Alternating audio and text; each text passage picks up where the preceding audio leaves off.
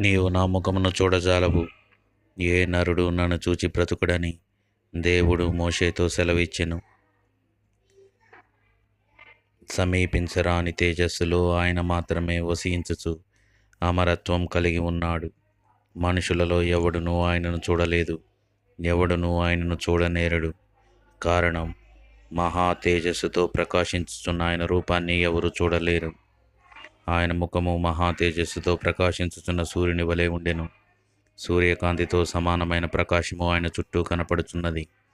ఇజ్రాయేలు ప్రజలు నిజదేవుని పాదములు ఆయన చుట్టూ ఉన్న ప్రకాశమును చూచిరి. అది ఆకాశ మండలము వంటి తేజము వంటిది. అందుకే ఆయన తన చుట్టూ గాఢ మేఘములను వ్యాపింపచేసి తన సింహాసనపు కాంతిని మరుగుపరిచెను. వెలుగు చీకటుల సరిహద్దు వరకు జలములకు హద్దు నియమించెను. గుడారము వలె అంధకారమును జలాంధకారమును తన చుట్టూ వ్యాపింప